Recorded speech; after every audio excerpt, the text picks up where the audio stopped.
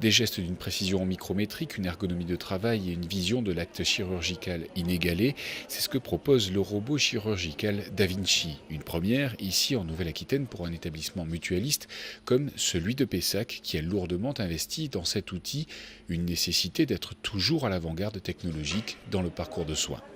C'était une réflexion que nous avions depuis de nombreuses années, d'être en capacité de proposer ces techniques à nos patients, mais ce sont des dossiers compliqués, difficiles à monter, il faut des autorisations, il faut aussi avoir des chirurgiens qualifiés, ce qui est le cas aujourd'hui sur notre établissement.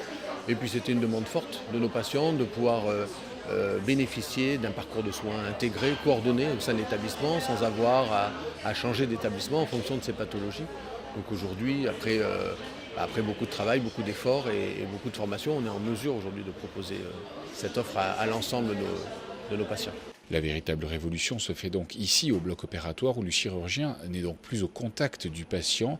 Il dispose donc d'un assistant qu'est le robot qui reprend la gestuelle chirurgicale imprimée du bout des doigts par le médecin opérant. À l'aide de cette chirurgie robotique, on a la possibilité de repousser les limites des interventions chirurgicales réalisées en cœlioscopie qui nous posaient un certain nombre de contraintes. Et notamment, on a pu nettement réduire les séquelles opératoires. On a, grâce à ce robot Da Vinci, la possibilité de réduire les pertes sanguines, de réduire la douleur post-opératoire et toutes les complications périopératoires sont réduites par cette chirurgie robotisée.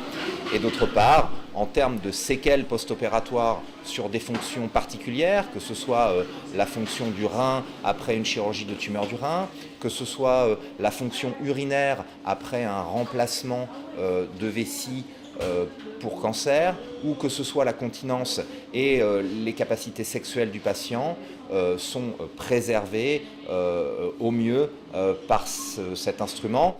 Aujourd'hui encore réservé dans cet établissement aux opérations urologiques, il devrait dès la rentrée s'étendre à la chirurgie digestive.